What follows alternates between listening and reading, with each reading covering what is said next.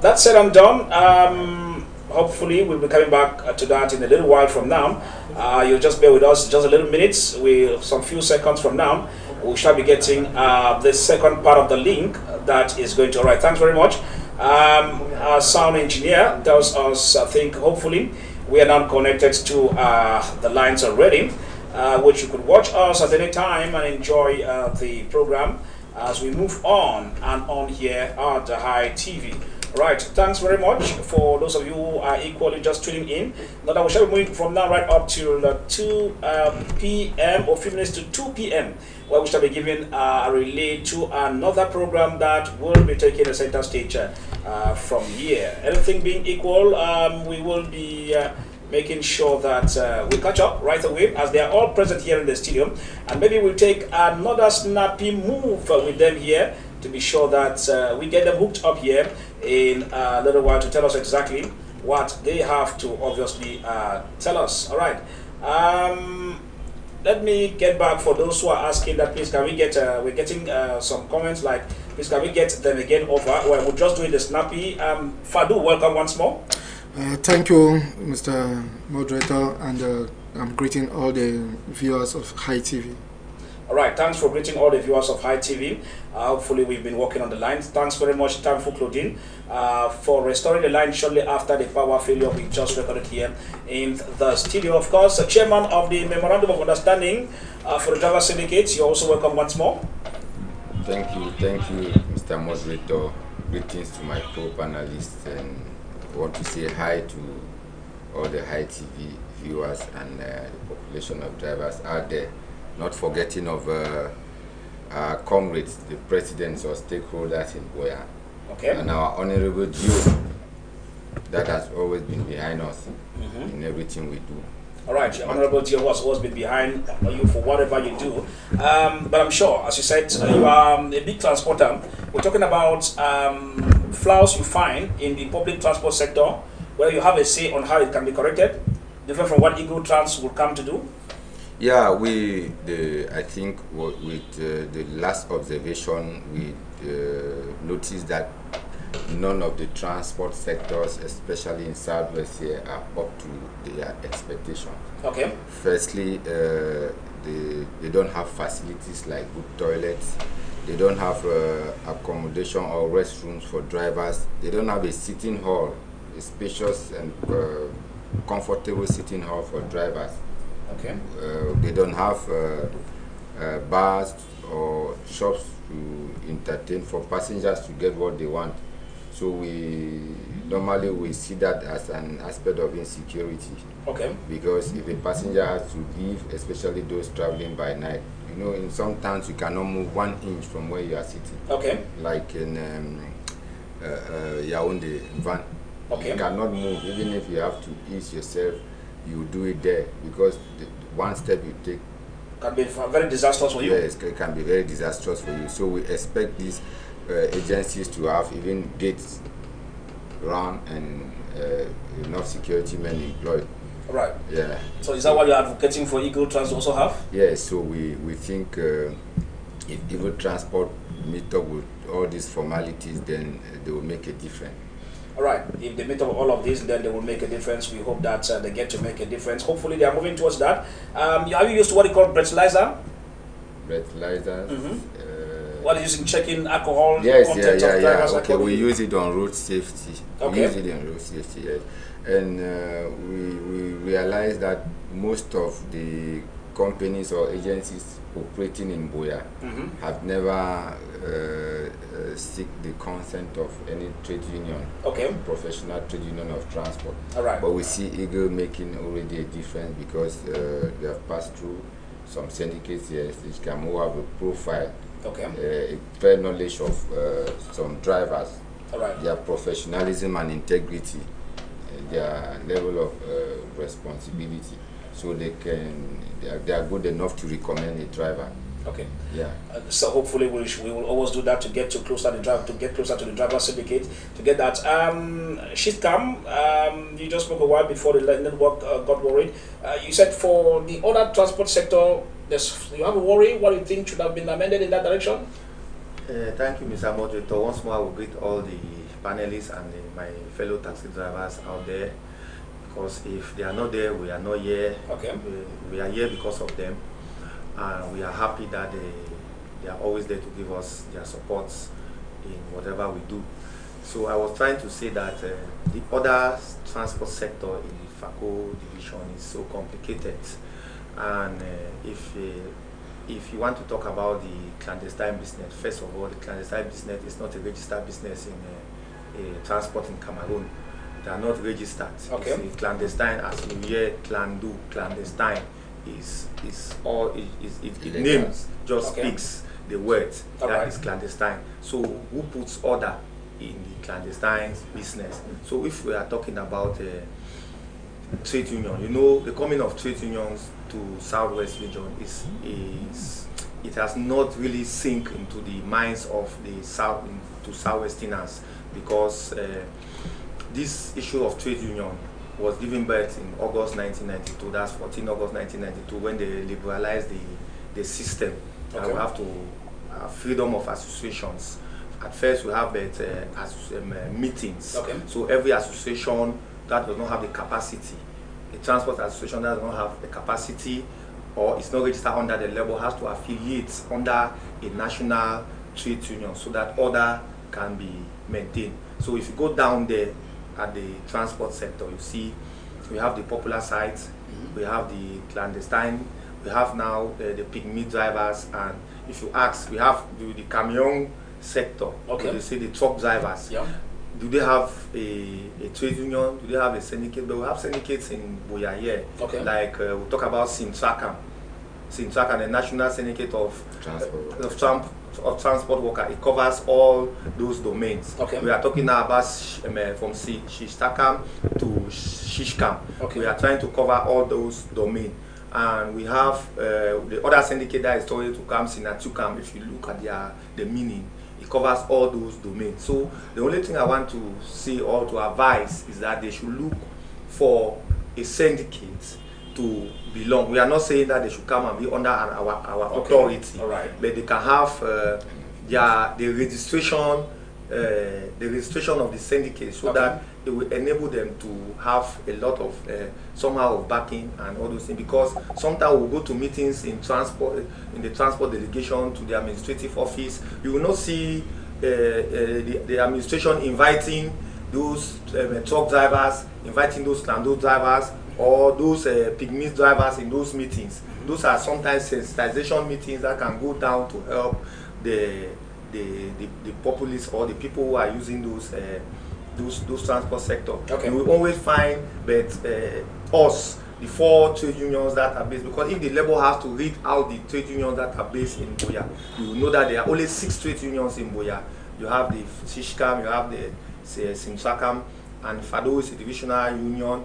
You have the Sinatukam and the Butrasin. So all the other transport, it's just as people just buy. What's happening with SN Shutak?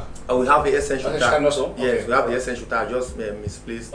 Yes. So all the other transport, they are just illegal. Illegal, because people just buy their Clandos because of the nature of our nation. No, but let me come back to you before I go to Reverend Bay Christian.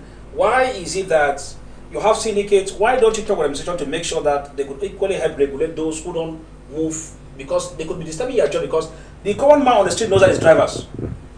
He does not know that one part of it is very okay, another part is not okay. He doesn't know that those that are not okay, who are many, are already spoiling. Just that drivers department generally, or transport in the Southwest or in Cameroon is a mess. That's what the idea, which is not so. Yes, Mr. Moderator, you see, that's where corruption comes in.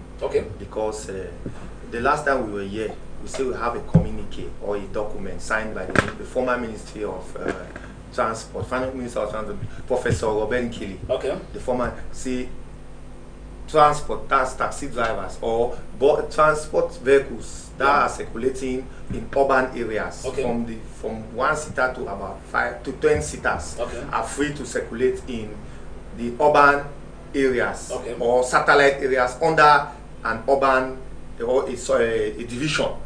Yes, from 1 seater to 10 seater, they are free. That's where taxi drivers came in. So since this document has been because it was copied to all the administrative bodies, even to the urban, like they will have urban councils. Now they will have city councils and city mayors. Those documents were copied to every municipality, every division. So, but now we had series of meetings, even with the former SDO, to see how this document can be implemented. But at the end of the day, we have some level of excuses that was given to us. One, they talk about disorder. They talk about disorder. One, you cannot. The transport sector is one of the sector that if you have to concentrate so that you should not bring disorder. They talk about disorder. If you look at FACO as a whole, FACO division as a whole, FACO has 5 parks. 5 parks. You have Muyoka has a park, Boya has a park, Mutengen have a park, Tiko have a park, and Limbe has a park. So the administrator tried to say to us that if they have to allow taxi drivers to circulate the whole of FACO, it means that there will be disorder. Because you are going to take bread from some people, because there are buses in my 17 park who load from my 17 to Limbe. They load from my 17 to Moyoka. So they will not allow this level of disorder to go on. What about the clandos? But the clandos, they are circulating from my 17 to my 4. You allow the clandos to Kumba. Even to Kumba. You allow the clandos who does not have legal documents. And then you even limit the taxi drivers. We pay tax. We pay insurance. That's one of the most expensive documents for taxi drivers. Insurance. We pay. Taxi have close to about 13 documents, including the driving license and the ID cards and so on and so forth. You limit the taxi drivers, whereas the Ministry of Transport has given us that opportunity to circulate a division. This is the only division that taxi drivers earn at my 16. This is the only division that taxi drivers earn at my 16. Yeah, and then now we have this problem of taxis go right to Bambili. This is the only division in Cameroon. Now we have this problem of capacity, certificate of competence. Now the ministry said before you have to circulate a division, you are supposed to have a certificate of competence. At first, there was one of our delegates here was trying us to do this certificate of competence. But when the certificate of competence came out, the Ministry of Transport, this present minister, was the one who brought the certificate of competence here in Southwest region during 2016's Female Nation Cup. And we realized that the certificate of competence is limited only in Boya subdivision. Whereas the text is telling us that you have to circulate the whole of FACO. But now the thing is limited only in Boya subdivision. Do you know that taxi drivers in Boya, they don't go to my 14? They end at my 16. Because any taxi driver that want to cross to my 14, you are a clando. You are a clando. You are not regarded as a taxi driver. But the SDO only told us that yes, you people can go to Limbe. Don't carry overload. Pay all your documents. If you reach on the way, the council stops you, call your president will call me and I will tell them to leave you. So how are you going to go on the way and be wasting all that time because you have to call your president to tell him that you have all your documents before you go to work? It's a waste of time. That's why I'm saying that the FACO setting of transport is so complicated. That is, we are trying our best to tell our members just to cope with the little what we have in hand. I think while you say it's complex, we must be able to demystify it, because that's why you are experts in the field. We must be able to know why should it be complex. Why could it be like the administration is saying one thing, the ministry is saying another, and the application is a different thing. Now, Reverend Dr. B. Christian, you made mention a little while ago before we interrupted with light failure that you had some bad experiences transport sector, because you live in Limbe and you come and work regularly in Boya where you have your counseling school. Now, what are some of the experiences? And you talk about arrogance and other, like, was it really that way so bad that you think it's worthwhile expressing? Yeah, I believe that transport sectors, also need regulations. Okay. I believe that one of the, especially some of these taxi drivers and platoon drivers, let me put it generally, some of them behind the steerings, they don't have a good cultural, morals, to when you are dealing with the public. you are dealing with all types of persons. As I earlier said, their customer is a priority. That's why you see the Europeans, the other big countries, they're excelling because they respect their customers. So there's a call for the Clando drivers especially, and you know, some of the taxi drivers, you know, to respect those who they are carrying. Because sometimes those who are carrying, you are carrying them, if they're not there, you don't have your own daily bread. You have a daily bread because they are there and they have decided, you know, to use their transportation, you know, means, you know, to go where they are going to.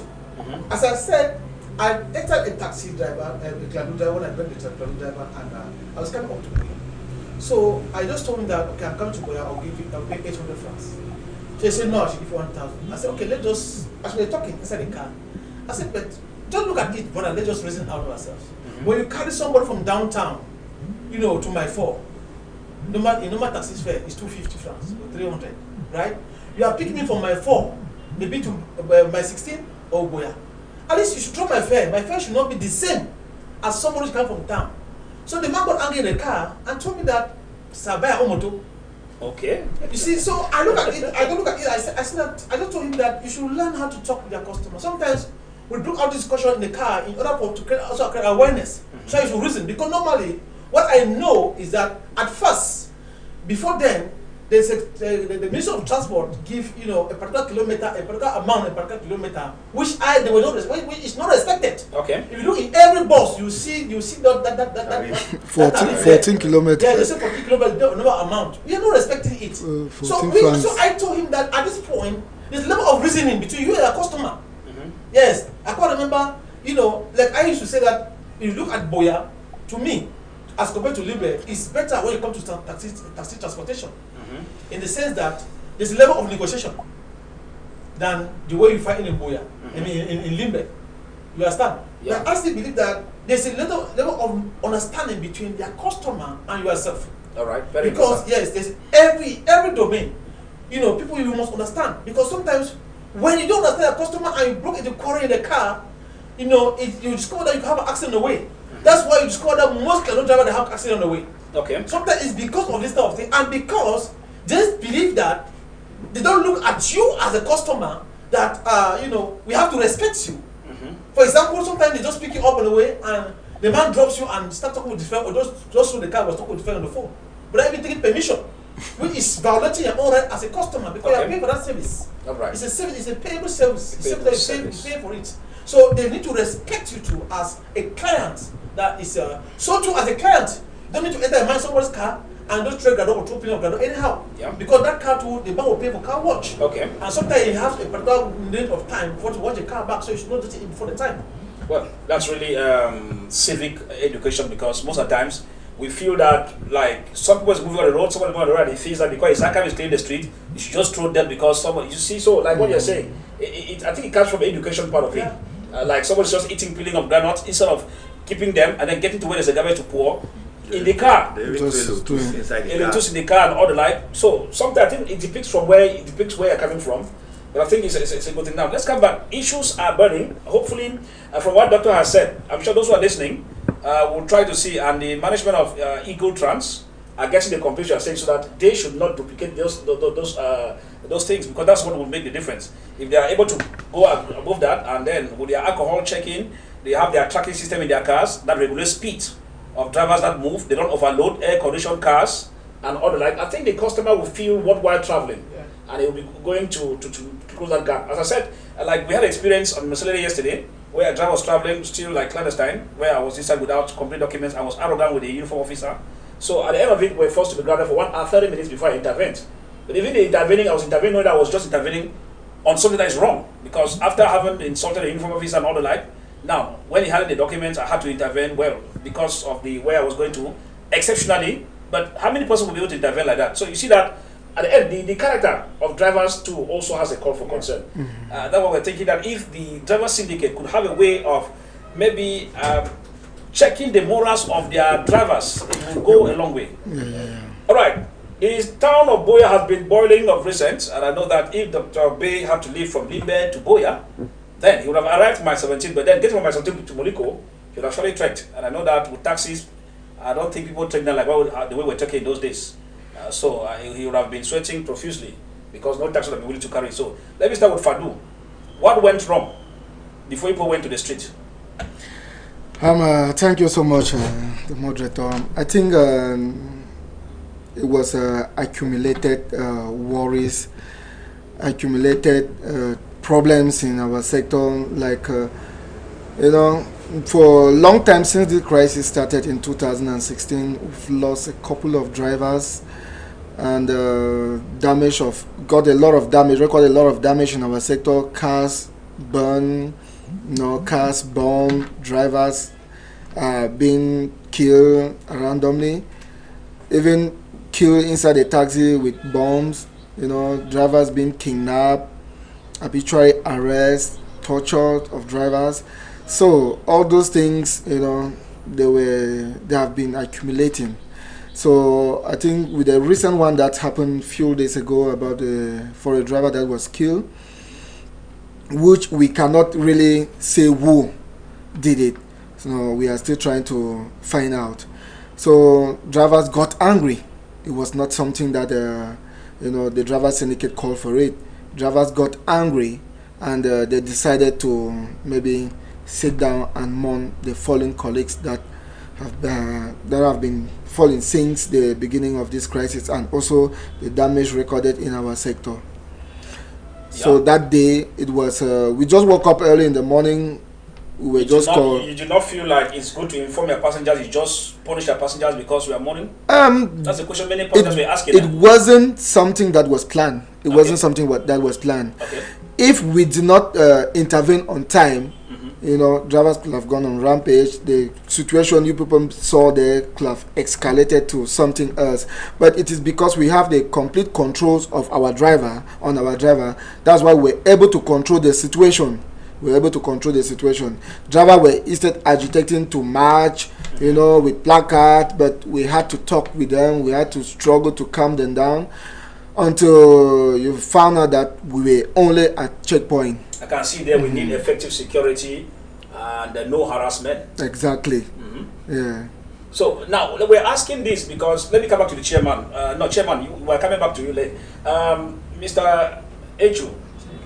Now, let me come because he's coming to complain because he concerns, he's the overall boss here. Yes, now, let's find out. When you have a worry within town, we talk about insecurity, and you get up because they say the passenger is king. Now, the passengers were on our neck as media persons as to why were they not informed such that they would have taken precautions either to go to work or to take excuses not to go because they would have told their bosses that it would be difficult to move. But then, do you think you were looking only at your own level as the driver, or you were also taking into consideration your passengers whom you also serve? Mr. Moderator. The matter is critical. Yes, Mr. Moderator. The government of Cameroon had 100 francs fuel. Okay. We have fuel now is 730 francs per liter. And if they are talking about fuel, it is not only the concern of the drivers. Okay. But this fuel issue is now only the concern of the drivers. Even our said customers, if you tell them that the government had added the price or the taxis fare for 300 francs per drop, the only thing you get is insult. From the passengers? For our customers. Okay. So they don't really feel the pains. Mr. Moderator, there is this level of ignorance in our society, especially for the youth that we are growing, because what does not concern you, you don't care. You only concentrate on what concerns you. I used to have this little bit of argument. Cooking gas or domestic gas is a price. It's a fixed price by the same states, the same government, 6,650 francs like that, or 600 francs. But now, the same customers who use our taxi, they go and buy this gas for 8,500 francs. They come on the road, they stand the gas bottle and stop taxi 100. Some people don't even have that time to tell the driver that I have 500. If the driver has to take 250, the next thing you call the driver a thief. So it seems as if each sector in this our nation has been left to itself or to herself. So we, as the leaders of the trade unions, we have a group of people that we control. Some of us, we are volunteers. We were not elected because according to the laws binding trade unionism and executive position, they can appoint and can elect. So we found love in this domain, and then we decided to volunteer to be there to see how we can make our sector a good place. So we have been having so much pressures from our members in light to this harassment, insecurity, killings of drivers since the beginning of this our Anglophone crisis. We are going about 7 years now. What I want to say first is that the taxi driving sector is not a threat to the Buea municipality. Okay. It's not a threat to the Buea municipality because since the beginning of this crisis, nobody have ever heard of the taxi drivers screaming or crying foul. Okay. We have never heard because most of us, even some of our president, I can vouch, Denny Mesumbe was kidnapped when he was a president. Okay. He stayed in the bushes for about 1 week. My own president, Mr. Kwedwin, but we have never cried foul. He was beaten, and we thank God for the deal that we have, who intervened. I even pay for his hospital bill. Most of the time, even a driver was beaten at Munya, and they took him right to Ekuna. It was our deal who came on ground and called the people to bring him back.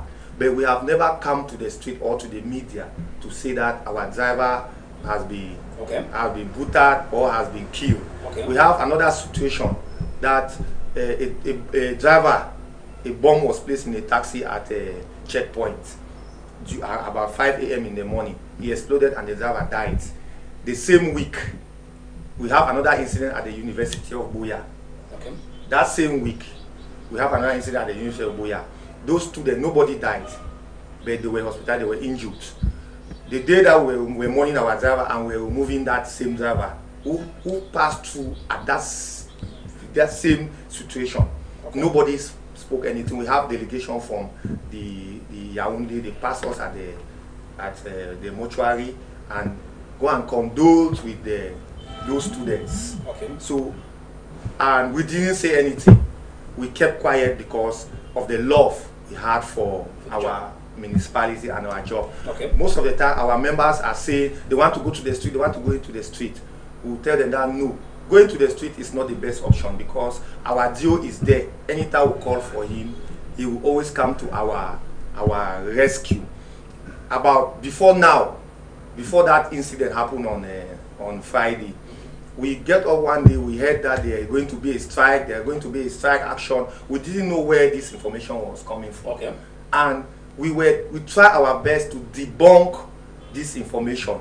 Because now communication is easy. Yeah. We have WhatsApp platform. We cannot hold meetings now regularly. So we have communicated with every trade union or syndicate in town to make sure that you create a WhatsApp platform that you can register in your members. Okay. Through that WhatsApp platform, we can pass messages that will help us to calm down their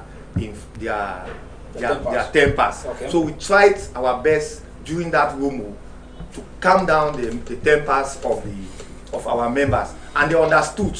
Even when we met that situation there, some of them called us that we are blacklegs because when the security officer came, we have to talk with them in a private corner. When we left, we stopped talking with them. They say that they are giving us bribe.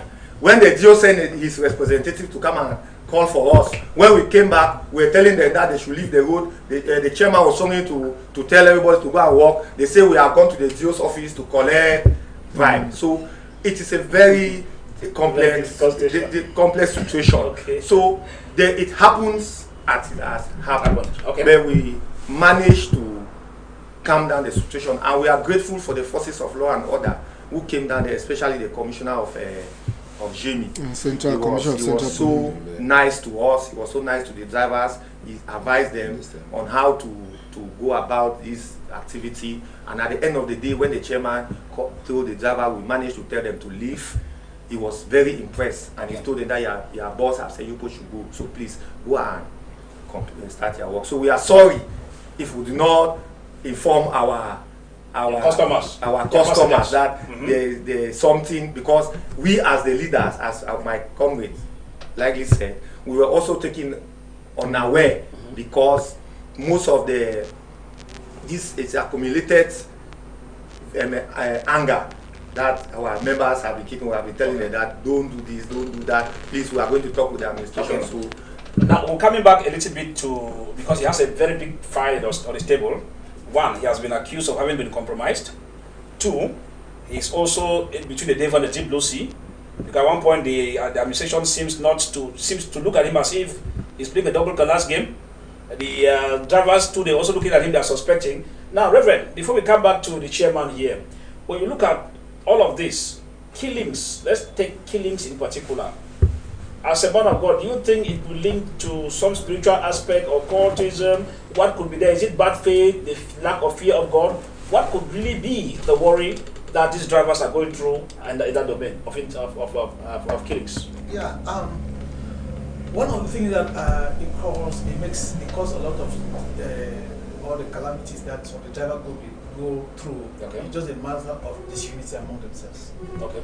No, I don't see the need of too much agencies. Okay. Different agencies in the same domain, in the same city or the same town. Okay. Because that causes a lot of it benefits the government. Okay. Because the government sees who is powerful and who he can link with. Okay. And who can serve his interests. That's how it goes, and it makes those people not to have trust again on those too much syndicates. I believe that the syndicate, they can mobilize and have one flow. And I tell you, another one is coming up again. That's what we are saying. That's what we are saying. Because if you have the one flow, what's the need of what's Boya? That we have too much syndicates, and that is the problem of the same thing that we have in the government, divide and rule policy, which makes the society become vulnerable. And that's why you see some of the taxi men that are killed is based on those networks. It's based on the networks, because I don't see the need where this one. Sometimes if you ask myself in town, the same Boya. You are coming down in Boya, you see people are standing and say, what for? They say syndicate. Because you are saying what they say is a different one. I say, the same town. So it become confusing. Okay. So we should be aware of that it become confusing, because, when there's a central system and everybody come on the platform to do carry out the same activities, it gives them a good way, to work. And the taxi men also, there's one, let me just talk about between the customers and the taxi men. Okay. There's a behavior that I believe that the taxi men, their bosses to caution the drivers. Okay. The issue of when you enter a taxi and you don't have change, they say, open 50 francs. It's a wrong idea. And it's a criminal idea. Yes, it's a criminal idea. Because I asked one driver, if you go to a shop, you want to go and buy something in that shop, it is a responsibility of that man to look a change and give you. He will not cut change because your money is big. I'm not seeing anywhere that. Why is it happening in taxi drivers? Okay. The bosses, they should tell them to stop it. When somebody wants to go to Bukango and you have to pay 300 francs, taxi fare is 300 francs. He said, I don't have change. You are not obliged to carry him. Okay. You are not obliged to carry that person. Somebody who has that change, carry the person. Rather than bringing those policies, it's a bad policy. Okay. And it makes even the taxi men themselves to have a double mindset of working, the way they operate. Okay. And some of them, they do it now, they do it as a criminal way of, So the lack of coin has made them to make more money. Yeah, to make more money. All right. Because sometimes they carry, I'm talking to the bosses. Okay. Because they don't control the people on the ground. All right. Sometimes they carry to a distance, which is not up to that amount of money, but they say to cut the money.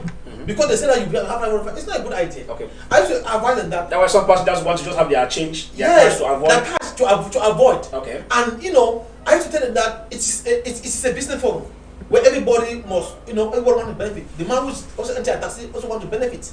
The one who is also you also want to benefit. And sometimes one driver told me that it is the fuel issue. I said, look, at the fuel issue, we should not take it, because when the fuel goes down, you don't complain. When the fuel was 4,500, go also use cars. 4,500, 4,000, you don't complain. Why are you complaining now? With the same fare. You are still saying now. So we have to understand. Because it's not as well think that to our own self as a driver. Okay. So but let us look at it at that level. I started to mention to one guy.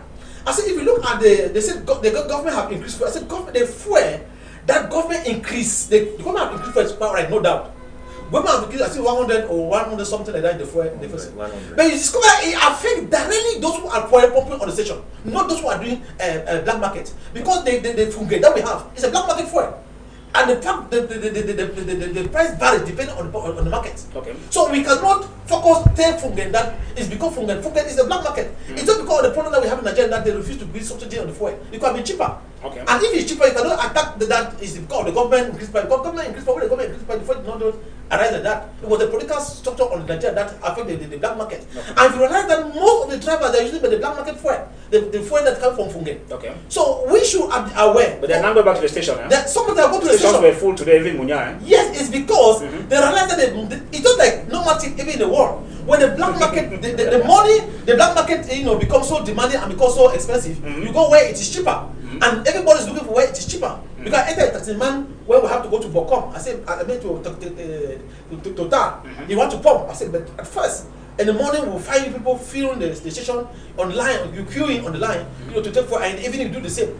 Now what's happening? And the man laughs. I said, but what happened now like this, we discover that most of you are not coming to the station. Why are you coming now? He said, because now it's a bit better than, the floor on the road. That's a comparison. But then, we should also understand that it's as much as the drivers, the one also to benefit from their business, which is transportation business.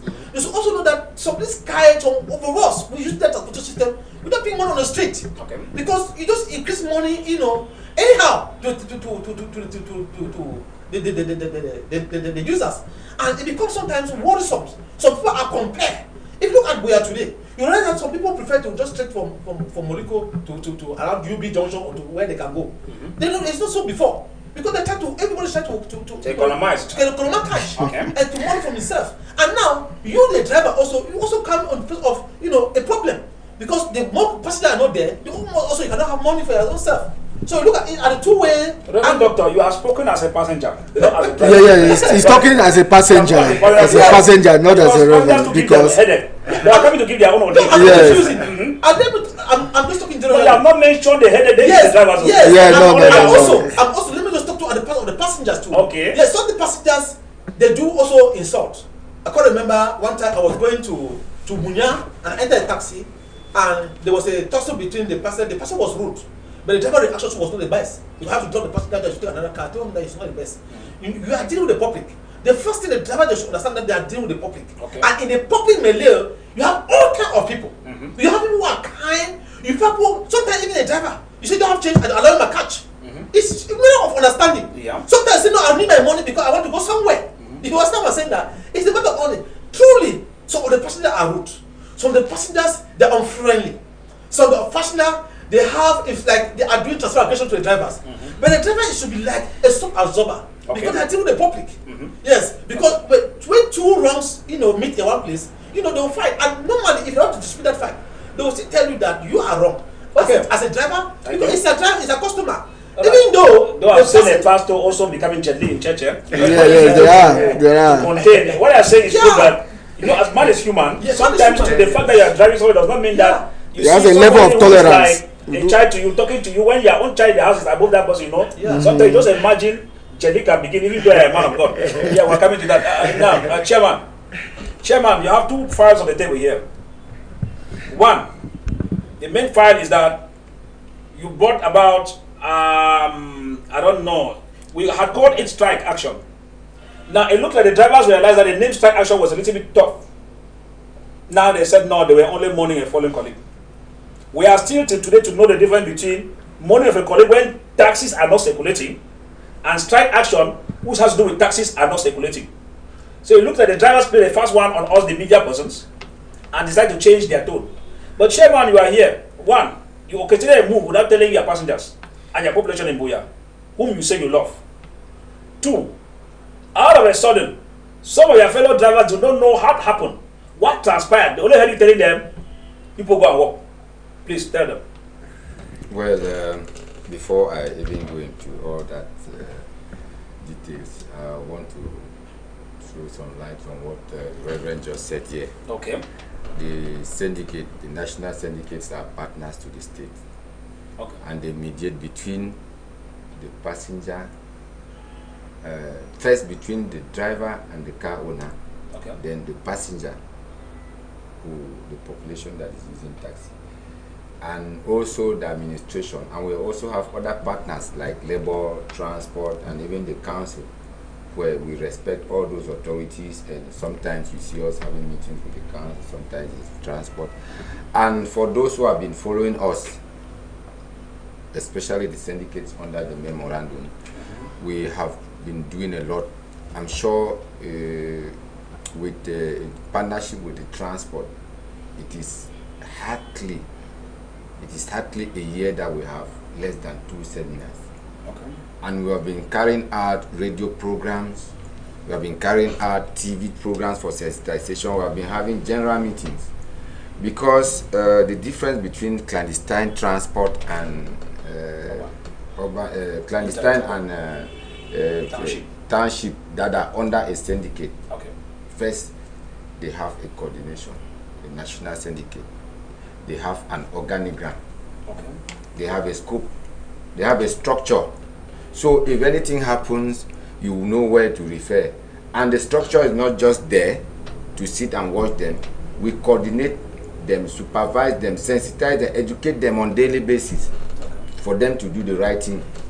That is why if you go to an agency, you will see sometimes the speed limit, or to an NGO or a company, sometimes the speed limit is stick in the car.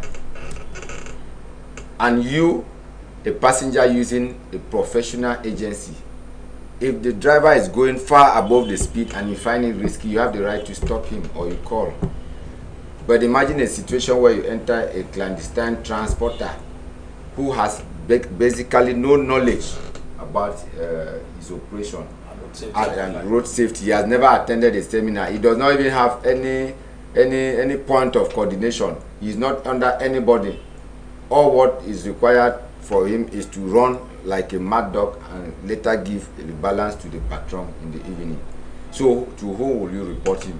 What if you happen to leave your luggages or misplace something in the car? You'll just be turning around the agency. So they are not organized. It is far more different from a national syndicate. Okay. Yes. So if you have to stop him, he has a number of times that he will run. But whereas an agency has programmed it, the driver will not even want to run many times. Okay. Yes, he would like to take his normal speed and make one trip or two that is required. But for a clandestine driver, he will want to go as many times as possible, have more profit, to make the maximum profit. So just to say, we have been having seminars, we have been sensitizing them, we have been educating them. Passengers have their own education when we come to a forum in media like this. Drivers too have their own, even the population we have in use for them. Like we have simple ethics that we have been using radios and this thing to tell them. You are not even supposed to eat in a car as a passenger, nor the driver. A car is not a restaurant. Correct. Some people even have some poor eating habits that you hear their mouth making a lot of noise.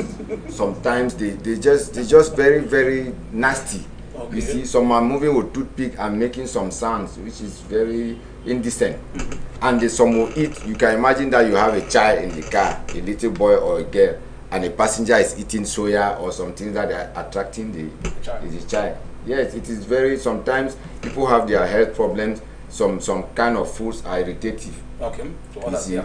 And you eating and throw even soya and you throw those sharp bamboos inside. They even pierce the neighbor. Yeah. And suddenly before one neighbor goes out, sometimes the food is leftover food on the chair. Okay. It's making you feel it. But if you want to talk to a passenger, they will become very aggressive. Okay. Especially when you don't have a good approach. You see, so we always recommend drivers to have a good approach, because they are dealing with the passengers who are giving them money, right, who are making their reset. Okay. So the passenger is considered as a king, but notwithstanding, the passenger has his limit. Okay. So the driver too has to be controlled at one moment by a passenger. Okay. If he's doing what is not right, that is why we have syndicates. You can just take the number. We have introduced professional badges. You take it and report. We have been sanctioning them. Okay. Because we have drivers who have even on the sign not to carry out that activity. We have some in the prison that were persecuted by us. Okay. Yes, just to make it professional. So coming back to the question, yeah, I'm actually between the devil and the deep blue sea. The deep blue sea. And this account for, it's a long history. We've been in this sector even before the crisis, and we have sustained the sector throughout the crisis. Okay. Not that it has been easy, but it has been a struggle. Okay. Drivers have their own opinion. They have a mentality that we are the only people that can manage their mentality or know what should be done. Okay. If you have heard before now, there have been rumors from time to time about strikes, and that the whole town knows that there will be a strike. And even at that point, the administration does not have anything to do when drivers are already committed, apart of coming to the field to quench it, either forcefully or by negotiation. Okay. It is left for us, the syndicate, to see that those moves are punctured all the time. But then you cannot beat a child and stop him from crying. That's correct. Yes. So drivers have given repeated complaints and they are crying. Many times they want to go out. Some will threaten them. Some will do this and that. Some will. It's a fight. You see that incident, the recent killing. The driver was brutally murdered around the UB street. That was on Wednesday, I think. Yeah, something like that. Yeah. Wednesday night. So that news went viral by Thursday morning, and every driver was agitating, and they are accusing us because each time they want to revindicate, they said we are collecting bribe from the government. So by Thursday in the afternoon, they were already gathered at that same point, at checkpoint, that same esplanade. On Thursday, they were already gathered, preparing to hit the streets. Okay. So I only use my experience as an old syndicalist to coordinate, to make it more organized, because I knew that at that level we cannot continue to stop them. Okay. And we cannot inform the public because for security reasons, we have bad people who want to. Okay, just to jump in, to jump in. And maybe destroy it. Yes, we had to take everyone by surprise. Okay. And which was not even an aspect of demonstration, like marching or any disorder or blocking the road. It was agreed that we are going to mourn our fallen drivers. Okay. And because we want to call the attention of the administration too, because most of our complaints seems to be falling on deaf ears. And then secondly, the people, sometimes we know the DO has been reacting, but the people on ground, like our security forces, who are supposed to be protecting us, that is suddenly transforming it into a plantation. Okay. See, when not up to 2 months back, we had an incident that 4 vehicles were burned, 5 at my 17, within 1 hour. Those my 16. Those are people's capital. We have a long list of drivers who have been killed. That is, taxi drivers are victims of the circumstance all the time. But those drivers have left behind families. The cars that have been destroyed, the car owners or the drivers who were able to buy their cars cannot get them again. And it was high time that the government should even make a statement to condole with the drivers, or even to see how they can start taking some kind of compensation. Like the families who have drivers who have left their families, they are dead because we had to hit the highway against the laws of the non-state armed groups to protect our city, meaning that our contributions is very enormous. Okay. Yes, it's not only the forces of law and order, right, but we don't have weapons. Okay. We are not fighting, but we are fighting technically by not making the town grounded. Okay. So those who have weapons officially, that is our government security, are supposed to protect us. Okay. But we quite admit that they cannot be everywhere every time. But when incidents like this happen, it is a call for concern that we can sit and propose other measures. Okay. And we see, honestly, Uncle T, we have moved around all those areas, even right to Tole, all those bushes looking for that taxi. You see. So because the situation was already complex and the drivers are determined to go to the street, I had now to make a declaration, because I know they will listen to me. Okay. That I declared a mourning for 4 hours. That 4 hours with high expectation that our dealer with so much trust will know how to talk to them to be calm, because they are grieved. You see? Yeah. Yeah, so what we expected most was for the duo to come and talk. But Let him kind of not- start shouting, Papa Ele, Papa Ele. Then he's a man who knows how to talk with the local population. And we know that from there he can make a report for the government to see if there is something that could be done, especially together to see how some of these situations can be taken care of. Okay. Yes, especially to see how some of those fallen drivers' family could be managed. Okay. It's not like drivers are not butterflies or rats that will just die. The next one is dying.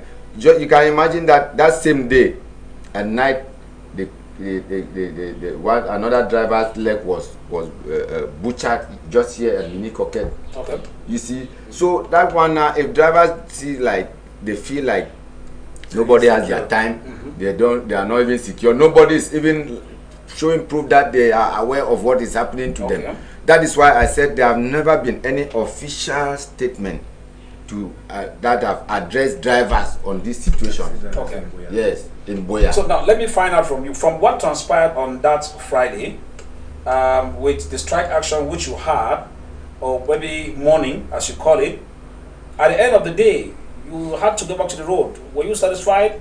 Do you have any other plans, meeting the government, the powers that be in Boya, to see into it that maybe any other worry you have could be channeled the best possible way than probably maybe taking the sit-down strike, or maybe a morning as you did?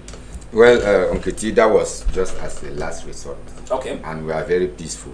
All right. And we knew that if we continue to wait on the government to come and address the situation, it can go offhand. Okay. Because it is often said that if a coal are not overdue in the mouth, will lose its taste. Okay. So now while we were expecting the state representative to come and address them, there was a sort of confusion because some people had already gone to the DO and some administrative offices to declare that, of course, a strike.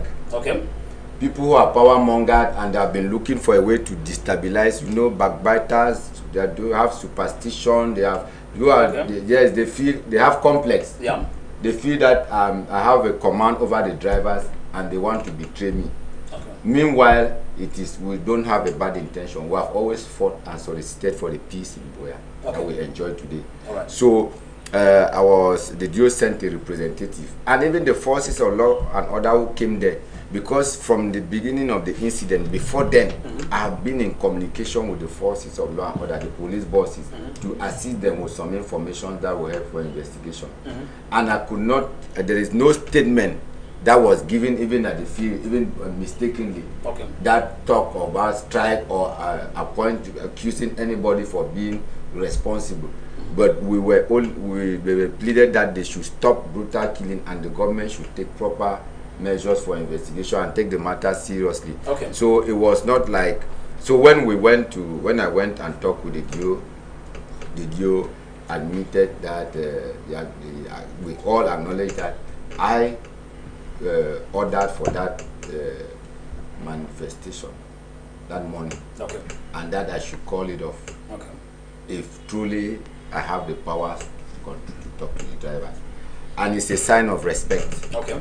Yes, the DO, notwithstanding, has been doing much, and we knew that later on we will have security meeting. He said I should call it off so that we come and sit down in a round table. Okay. They should know what is worrying us. Because not all the drivers who are the representatives, not all of them they have their worries. So we are the people to carry their worries. Okay. Since we were there, all of them were discussed in a group, even with the assistance of the Commissioner Ndumbe, the Central Commissioner, Commissaire Songe, and other high top level security officers, men. So we have discussed and they realized that there was no aspect of trouble. Okay. So they assisted us to see that the road was free. Okay. But just that the taxis were not working for that 4 hours. Okay. That was just a signal that we have a problem. All right. And we are still while waiting for the problem to be addressed. Not even all the taxi parks, not even all the taxis, because taxis were still circulating, just that they were limited. Yes, while waiting. But I saw some of your air forces catching some and moving even chairs. No, we didn't send our air force on the road. That is why we even had to stop it because we had programmed till 12. Okay. Whether there was a solution or not, okay. we have the interest of Boya at heart. Right. Let me come now to Fadu. Fadu, the chairman has spoken now. In your grievances, we hear harassment by security officers as part of it. But if we go to the ground, what we also realize is that most of your members have refused to get the right documents for the car. So when the police officers arrived, or the security officers, gendarmes, or whatever arrived at, because of inability to procure the right documents, they force most of your persons to get the documents, or they themselves decide to comply the other way around. So how do you blame security officers who will not come to see that you have all your vehicles, you have your car documents, and then you are not taking one look? Because you will bear with me, the SG of Fadu, that in Boya, they tell you that 3 persons behind, 1 behind, but in Boya it's 3 persons behind, sometimes 4 behind, and 2 in front. So if you fall within the security dragnet, that is not stationed, it's mobile, and probably some monies is forced to come out of it, which is illegal, how do you blame that on harassment? Thank you, the moderator.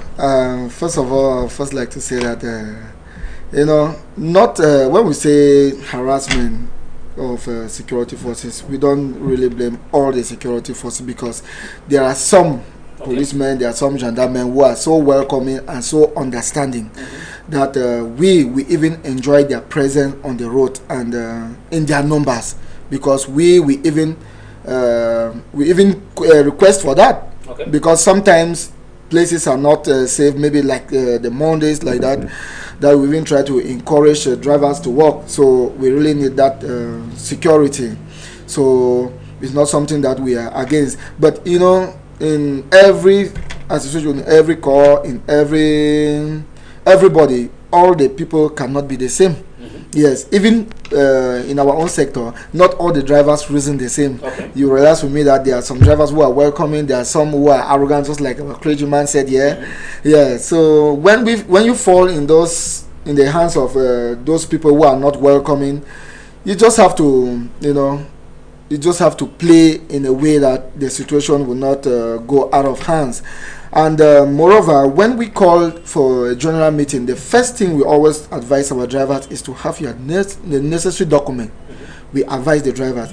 And, in as much as we cannot completely eradicate crime in the country, so thus we cannot also have all the drivers to have their required document. No, there must be some scapegoats. There must be some people who are in line with the rules and regulations. And we always advise our driver to pay their necessary document. But those who do not pay, we always tell them, when you fall in that situation, just know how to talk with the officer in charge. We are all human. There are some officers that maybe you can even meet them without a single document, but just your way of approach, just the way you present situation, he will even look at you. He will just tell you to go. Okay. Yes, but there are some officers that even you have your document, they will still tell you that settle your control and go. So those are some of the cases that we... And you settle and go. You settle and go. Which is corruption. Which is corruption. Yeah, okay. Which is corruption. All right. Yes, because every day we are being called by our drivers. We have a problem here, we have a problem, We even decided, first thing, if a driver calls us, we'll first of all ask you, do you have your necessary document? If you say yes, all right, that's when we go for the intervention. But if you don't have your necessary document, we tell you, well, go and pay your necessary document. If your car is taken for impoundment, when you pay your necessary document, okay, we'll assist you now to go to maybe to the brigade or to the council or to the police station to say, okay, this is this driver's document. Maybe it was wrong because of this. Then we try to see how we can assist you to bail your car out. And then also coming to maybe what the clergyman was talking on the side of passenger, as you really said it here.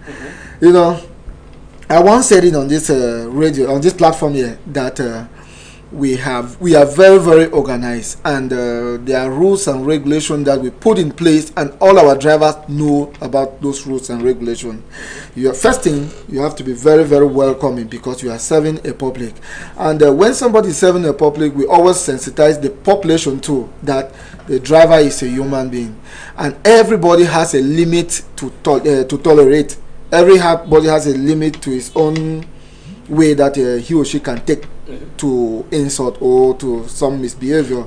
And we advise passenger that immediately you have a problem with a passenger, it is needless for you quarreling. Just look in front, you will see a badge hung in front of his in front of his taxi. You take the number, take the serial number, you come to any office, or you even take the car number, you come to the office. We have a way of sanctioning drivers, just as the chairman said, we have sanctioned many drivers. And the population also have to know that the taxi fare, like what the clergyman was talking about, the black market funge, we are not here to talk about the illegal fuel, because those things are out of bound, they are contraband. Even the people consume them very well. Not all drivers consume them, I will tell you. Yes, on the thing, not all drivers consume them. There are people who has never consumed that funge. That's good. They go to the station. So we can call them patriotic drivers. Yes, so we are not here to talk on that, because tomorrow you can get up, there's no funge. Okay. Yeah, but you never get up one day and go to a filling station, there's no fuel, except there is shortage, which we also experience it for now. So the normal price for the national fuel is 733 francs per liter. Okay. That's what we are dealing with. And the normal official price by the government for taxi fare is 300 francs per drop.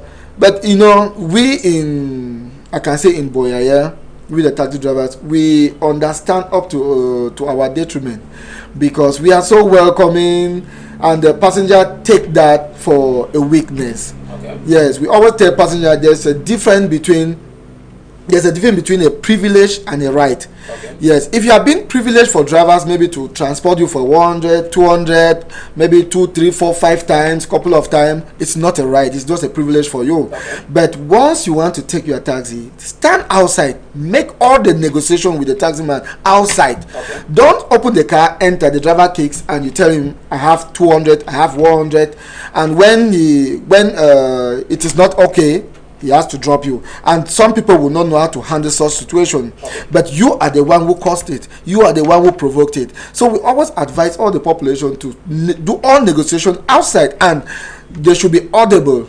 Let the driver really get them. Because a passenger will just enter the car and they will just whisper and you will not even hear. Yeah, because sometimes when you start arguing, maybe the next passenger, you want to turn and ask the next passenger, did you hear when this person proposed? You say no. So it really creates a lot of controversy. So we always advise people to propose and make their negotiation outside with the driver. If it is not okay, the driver will not carry you. Okay. Yes, and if you have any misunderstanding, stop arguing with the driver. Take the number of the car, come to the driver syndicate. We would solve the matter to your satisfaction. All right, we'll come back to SG here, Eben. Now we'll talk about insecurity. Now, when you direct insecurity only to the police officers to the security officers as per your revendications, many are asking, and many say, don't you think the insecurity also is caused by you, knowing that a situation is critical, but you move into it, or getting people that you don't know who offer an exceptional amount of money to an area you know that's not the normal amount, and you fall for it? Don't you think you could be the cause of your insecurity before calling on the state? Mr. Moderator, in all ramifications, the state will always take responsibility for any... Even if you make an error on your own personal security? If I have to go out of line, the state will punish me for disrespecting the laws. Okay. But in situations like this, people will always like to blame the states. But I want to say that I don't really love to blame totality to the states, because I learned something that in some nations, individuals do not own taxes. Individuals. Yeah, Bahrain. In some nations, individuals do not own taxes. The last time the state do reforms in the taxi driving sector is when they introduced the issue of capacity, certificate of competence, and badge, driver's identification badge. Okay. That's the last time, about 1999, 2000, like that. That's when they did reforms in the taxi sector. The state need to do reforms in the taxi sector. Only hear how our minister say every driver, the Minister of Territorial Administration is saying every driver must own a badge. Every driver must own a badge. And at the end of the day, this responsibility is given to the trade union, because it's the trade union who owns the members. And to produce this badge, here in Buea, we accepted with the council because of the security situation, the influx of people from far and near into our town, because we have become the safe haven in the 2 English-speaking regions. So people came here to settle, and people abandoned their job. Now they are entering into taxi driving. How do they acquire these taxis?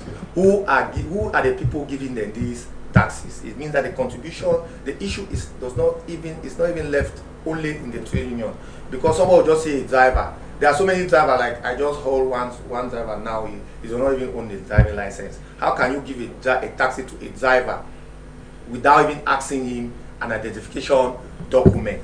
I have to advise the driver, counsel the driver on the importance of having these documents, the insurance, all these policies. It is for your own good, because if you find yourself in any trouble now, you are the one going to prison. The owner of the car will not go to prison. He'll come and bail out his car and abandon you there. So we are passing all this information to the public. Now, I always love to say, let the state try to do reforms. Let reforms do a reformation in the taxi driving sector, because the taxi driving sector is not an easy sector to command. I always say, even in our group, somebody will say, AJ, you said that people should be sending messages but using the voice, don't type, because we have drivers, I'm sorry to say, there are drivers who cannot read. There are drivers that you need to translate even pidgin language from use the dialect to translate pidgin language. So how do you communicate with such people? How do they find themselves? And you cannot stop them not to drive, because they say that an idle mind is a devil's workshop. They will go to the bushes or to somewhere to start committing crime. So now in this position, they are looking for their own daily bread and to feed their family. The state cannot employ every people. People are self-employed. So we have to mold them up. Now, how do we mold them up? You give people the goat, and then you hold the rope. You are giving us the goat, and then you hold the rope. We don't have any level of discipline that you can perfect on these drivers, because the moment you apprehend a driver who is a defaulter, I will always say it, he has somebody who you call another person, and the next thing you find is a phone call threatening you. I'm this type of person. Why are you holding my taxi? Allow my taxi to go. I have the same situation. Somebody was calling my president now in front of the office and telling him, why are you holding my taxi? I have all of my documents, and the taxi does not have a door number. The Buea Township Taxi Drivers Council door number. It does not have. It have a CEMAC, a chassis number, and the driver does not own a driver's identification badge. And the president is trying to explain this situation to the president. The president does not want to hear. I'm giving you an hour for my car to leave that place, and my president is telling him, sir, I'm not holding your taxi. If you come here, I will give you a taxi. If your taxi is having all the documents, I'm holding by the driver, because I have to identify this driver. It is my responsibility. So we need reforms in the taxi. That can empower you people. Even empower us. Can empower the situation report now concerning you drivers. You know that. We know. We know that. Able to raise that up, so I'm happy to pick it up. We know about that situation. We need reform, because somebody will tell you that if you do me this thing, I will take you to court. If you do me this thing, I will call my boss. At the end of the day, how do you want us to fight this? It's really complex. It's really complex. This insecurity in our sector, because if we don't reform, I will only propose to the government that they should make a system that individuals should not own taxis. Because in Enugu State, it is the council that owns taxis. The Buea municipality has the right to own as much as many taxis that they can employ drivers, train them, uniform them, put even GPS in the taxi, so that we can know how this and pay them at the end of the month. We trade unions, we will be only there to provide the members for them and protect the interests of our members, because we are labor organization. I think it will take us a long way to stop this issue of insecurity. Coming to this harassment issue. What you are saying, will you agree with me that most of your drivers too? That's why I want to interact themselves. I want to come to this harassment issue. All right. We have people who are driving taxis who they go to their bosses and tell them that they don't pay documents in Buya. Give me the taxi like this, I will drive. I used to tell this story to my members that complaint is contagious. I refer them to a Bible story. They talk about the pool of Sheba. The man of God is here. There was a lame man in that pool. He has been there for 38 years. What kept that man there was because the man was complaining. Every 12 noon, the angel of the Lord will come and stare at that pool. And every people came from far and near. And if you drink the water or you bathe with the water, any disease that you have, it will just get healed at the moment. But that man was there for 38 years. And when our Lord Jesus Christ came and asked the man, said, do you want to get healed? The man said, sir, I have been here for 38 years. People have been coming here. What was keeping that man there was complaint, because the man was complaining every day. Even when Jesus Christ came, they asked him a simple question. The man started complaining. And Jesus Christ said, pick up your mat and walk. But don't tell anybody that I am the one who healed you. The man was the first person to tell the elders in council that it was Jesus Christ who healed him. Taxi drivers, they are behaving like that man who has been there for 38 years. That is why some of us, we are still driving under people. We have driven for 40 years. We are still doing under people because we pass all our time complaining on irrelevant issue. You cannot tell somebody who owns a car, this car, insurance, visit technique, because we have series of meetings even with the former commissioner of Moliko Police here. He told us that any car that enters into this yard and the driver is having an insurance policy, the roadworthiness, the vignette, windscreen license, I will overlook the other documents and allow the drivers to go. Last 2 weeks, we have a meeting with the assistant brigade commander. He said the same thing. He said even the overload, they will struggle to look about it because people are struggling. Go back and tell your members. We went back and we are singing this thing every day. Even this morning, I get up 3 a.m. in the morning. That was a message that I passed in to my members. That make sure, write your door number bold, have your SEMAC number plates, have these documents, your identification document. And we are saying today that any taxi driver that is being apprehended by any officer of the law and he's not in possession of an insurance policy, this document that we are saying, if you call us, we come there, we tell the people to arrest you because they don't want to live to expectation. Some people will say the crisis did it. Crisis does not look at accident situation. If you hit down somebody, you will run away and the family will be suffering. And the same drivers, they are the one. If you refuse to take a car that does not have any document, another driver will come and tell the owner that man is a lazy man. Give me, I will go and work and start settle. And those same people, the driver will go and hide at the Bokwai and call the boss. Sir, police I'm here. Oh, police have hold me here. Oh, please, they are asking me for 20,000. That day, there will be no balance. There will be no balance. And at the end of the day, they say all taxi drivers in Buya, they are thieves. The syndicate is not working. But the syndicate is there trying to sensitize them, to tell them where and how they are going to benefit. Some of them don't even have the numbers of the president. Call the numbers of the president. If you find yourself in any situation, call here. You go there and you settle your thing. The next minute you get up in the morning, say it the way you see it. Say this syndicate, they are not doing anything in Boya. The only thing they know is to sell tickets. That ticket that we are selling, the government of this state does not give us subvention. We don't receive subvention. That is that activities. So you raise money from our members to run our activity, which is not even enough. That is why you see there is infighting in the Boya taxi driving sector because people are only looking at that clean up activities. Nobody is ready to work. Everybody want to be president, to sign. They'll come and eat. They sign that this. Nobody is ready there. So Mr. Moderator, I'm telling you that the government, our state, is there to take the responsibility. They should bring new reforms into the taxi driving sector. Reverend Doctor, a syndicate member is advocating for reforms that can empower the drivers more than where they are now. Your take on that?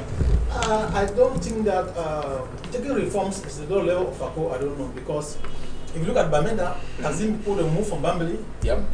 They can go anywhere. They can go into Womb. Yep. There's no complaint between the bus driver, the Clado driver, and the taxi man. They take from Bamenda to Bafut. Go to Bafut. Go to your own Douala. They move from Womb to right up to Sidea. Move out of town. Just the town, Douala itself. It's just like from you going to Muyuka and coming to Limbe and the rest. So I don't think there should be just be understanding between everybody is fighting to live. We need the condition of our country.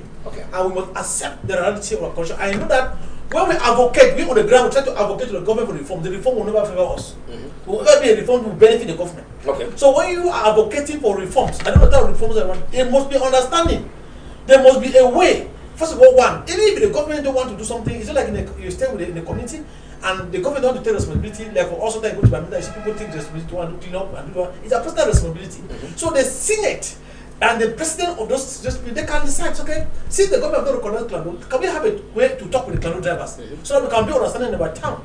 You are saying now, and try to, because the Clando driver, sometimes I used to go there, I know that like they have their own understanding. And they can say this person, talk to this person will bring them all together.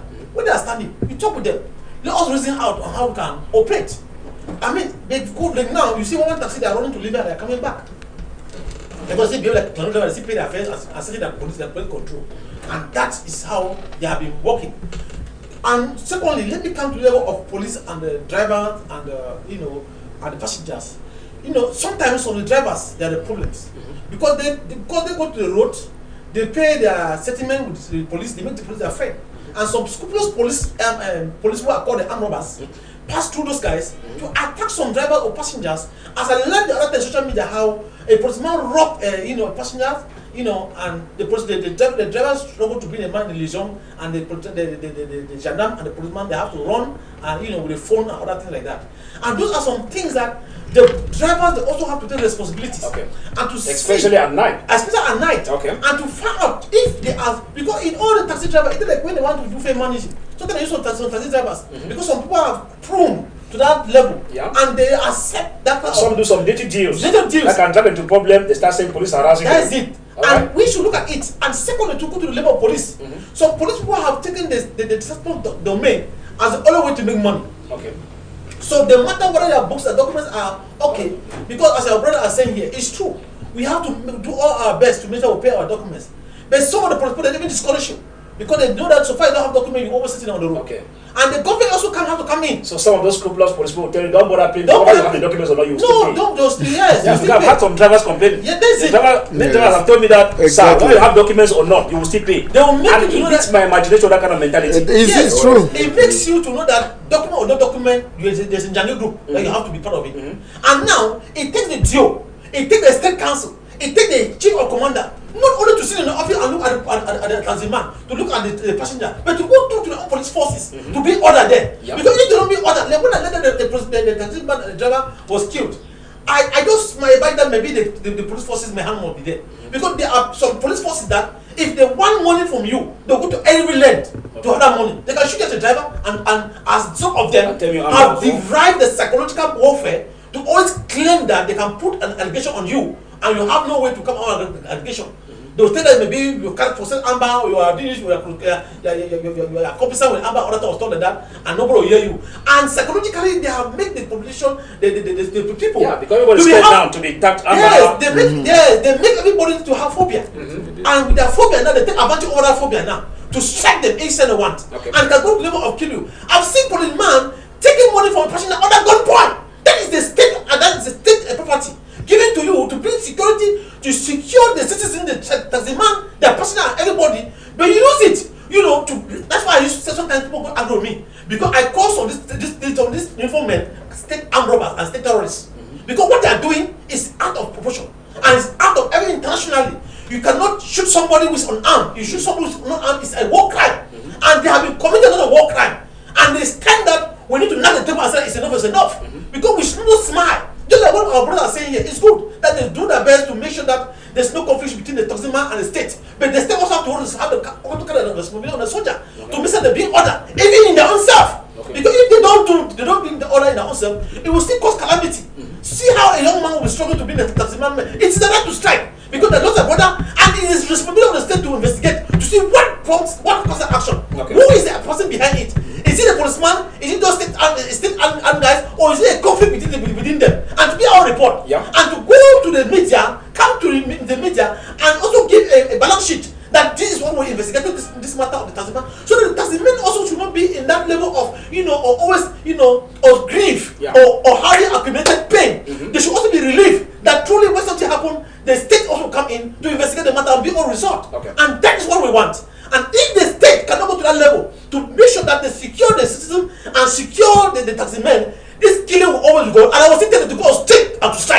Because that's what will ring back to some of these government officials, because some of them are so lazy in the office. You know what remain in the office? The office is not to sign documents, you need to go down on the street. Okay. They're there to solve the problem of the community, and it's their responsibility, and they must do it. Okay. And they cannot remain on the office and allow people to come. Like the whole meeting or meetings where they have envelopes, but the people are dying, the people are struggling, the people are struggling on the street, and it's something not to call for. All right. So, as much as these guys are working hard to make sure that the big order in the transport section, the government also have to work hard. Okay. Because I know the government very well, and I know some people in the government. They are so whimsical in their action. Okay. They believe that envelope will cool down some things, and when you do that, you are see when there's a boy, and that boy is growing and is coming fat. No matter how you put chemical or whatsoever, one day that boy will get. If he doesn't get bust, it will go back and cause cancer. So it's good that you should care for the body, the bust, so that you can know how to handle it next time when it comes. So instead to accommodate, cooling people down, solve the problem. Because if you don't solve, this guy when they'll defy these young guys that are called the leaders, and when they go to the street, and will become so disastrous. Okay, all right. I think what you've said is very good, because sometimes there's that syndrome. People think that if people decide to call off a strike, it's because money must have taken place. Yeah, it's true. It happens in some areas, but now the mentality is that if my leader goes and comes out and tell me, fine, just leave it, everything is okay. The question is, why has he said we should just leave it? Even if he's explaining the gospel truth, no, they have given him money. This my man, I know cannot, but maybe he has looked at the circumstances and realized that taking it further might bring in more. So the issues are complex. SG, we're running up just less than 1 minute. Way forward to end the insecurity and the harassments as we saw. Well, thank you. We'll still continue to call on the government to see how they caution the uniform people they send on the road, to be more professional, as we know that they are professional, to be more professional. Just like says the police is your friend. Yeah, police is your friend, but when on the field, it's a different ball game. You don't see the police as your friend. It's on the field, it's a different ball game. In Morocco, when they came to talk to you, Yeah. No, when we talk about when we talk about the police, the commissioner, maybe the second, the A1, the A2, I mean those in the office, they are very friendly. But when they give to their element, when they give order to their element to go on the field, but when the element, maybe they defy the orders, though not all of them. So we just try to call on the top ranking officers to see how they caution their element that they send on the field. And in our own part also, we still continue to sensitize our drivers to be in line with the rules and regulations, with everything that is being needed for them to circulate on the road. And whenever they find themselves in any situation, they should know how they control it. Professional ethic that we give them, they should always try to take it and they put it in place. Of those who work in the night, because we have reports on the ground that the category of drivers who work in the night, we are new in town. We have started. Hardly known. We have started. What we call secu drivers. We have started working on that, especially those who are working at night. We have started working on that. All right. Yeah, we have started working. Chairman, memorandum of understanding, putting 4 syndicates together. You're a big man. Of course, but the more responsibility you have, the more challenges and the more enemies sometimes. You see, which is very normal. Yes, people want this position that they will not even know what to do about it. But I did not bargain for it. Okay, it just came. It is by merit. Okay. And even at one moment, I insisted on dropping, but my people have held me hostage. Okay. Yes. So just to say bye to followers of this lovely HiTV. But before I say bye, I would like to say the security aspect that we are talking about is the proper responsibility of the government. Meanwhile, those of us operating in certain domains that we know that is risky, we should also be a security to ourselves. Okay. We should be very sensitive and reasoning. I like that word sensitive. Yes. So a man does not meet you in my 17. It tells you wants to go into my 18 or Mount Carlos Street. I say it has 5,000. You should be suspicious. Yes, when you know that it's not safe. But it's one of those monies that put drivers into problem. Yes. Because imagine, hey, I've been toiling the whole night, 2 hours, I've lost 5,000. And this man is telling me to take only me and 2 of them, probably to this place. It's more. Let me just take. Before you know it, they say give me a taxi. No, so because some of them are very ignorant and they want to be working at night, they don't know that the night is risky. Because we had advised before that they should not work late night. But you who is working late night, all your glasses should be up because somebody can even drop a bomb. And you prefer not to carry any luggage because they can put something behind. That's good. Yes, if you have to carry a luggage, go down and check. Yes, it means you are carrying that person from a safe place that is secured. You check the luggage. Because it can implicate you yourself. All right, that's interesting. Yes, and then you don't have to go into the quarter because they are paying you. Yeah, because the quarter pay is very high. Yes, you must, if at all you have to go. It means that is why even during when we used to make these campaigns, some passengers will advise passengers to have their regular drivers and their numbers. Especially those who circulate at night. All right. That is why you can call and they pick you up. So when we talk of harassment, I didn't have opportunity to talk about that just before I say bye. You see, like let's take the case of my 16 control, right? We have cautioned drivers to have their documents. That my 16 control, which is official, not that. So you are going to my 14. You should not be angry that no, I'm going to my 14. Yes. No, maybe I'm going only after the bridge. Yes. So now that is no matter the limit that they have given us, but my 14 is within the satellite zone of taxi. All right. But if the taxi has to cross my 40, whether you have your insurance or all the documents, you are considered as client and you are obliged to settle. And they will go as far as telling you that today is Monday. The settlement has doubled. Yes. On a Monday where we are encouraging people to go and work. So you see, if police become friendly or our forces of law and order, it will release tension and give advantages for passengers or citizens to carry information to them.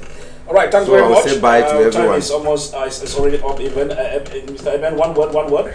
Reverend, prepare one word. We're running up. Yes, the next program is coming up already. Thank you, Mr. Moderator. I just want to say security. You cannot just wait for the state for your own security. I will tell my members that Buya has been compromised. So Buya is no longer safe. We have to be careful. And want to say that the memorandum of understanding is looking for a means that outstation passes will come back to the memorandum of understanding. Because we have realized for years now, for decades now, is the My 17 Park who is issuing outstation pass of taxis. The My 17 Park cannot be issuing outstation pass of taxis. And we don't know who is going out and who is coming in. We cannot be controlling the sector. Yeah, we cannot be controlling a sector and another sector is giving authorization for our drivers to go out. Reverend. Yes, I want to seconds. I want to thank everybody, and I want to pray. I want to talk mostly on the uniform people, even the government itself. I don't see the need of a control inside my 16, and there's a control there. It costs that is true. It doesn't cost from a market. Yes, and that's WBC. and that's one of the reasons why in Bamenda there was a serious strike, and they have to keep to all those controls so that to release tension in the society, so that we can feel at ease, and the taximen can also feel at ease, moving and carrying the passenger and going one through or through. So I want to greet all of body, the clergies and those who are going to church and those who are not going to church. I do pray that they should be strong and may they also be strong, and everybody who is here as a stand there also for. Thanks very much. All right, thanks very much for taking your busy time to watch this program today. We want to send special thanks to all our panelists here, the SG of FADU, the chairman of the Memorandum of Understanding. We also have SN Shishkam, thank you, and Reverend B. Christian. We had also our good friends from the Eagle Trans VIP services who are equally part and parcel of us, and they'll be starting an official partnership with HiTV in the next 3 weeks from now to stay on with HiTV for the next 1 year. We want to send special thanks to Mr. Ashu Tanyi Mengot watching us out there from the US of A. We have Davis Muse, who's also watching us right from my 17. And we also have Best Sem, who's watching us also out there at my 17 right away. Overall supervision, Mr. Humphrey Eno gave us that, and of course, Tamfu Clothing was doing quite a magical work at the level of graphics and also controlling our broadcasting units and the quality of the images you find out there on satellites. Until then, everything being equal, my name is Fire Elvis Tayong. Don't go away. Beraka will be yours in a couple of seconds from now. But then, other interesting programs, including live music done by DJ, and a host of others will be coming your way. And don't forget to always be on board with High Television. Until then, stay blessed and stay out of trouble.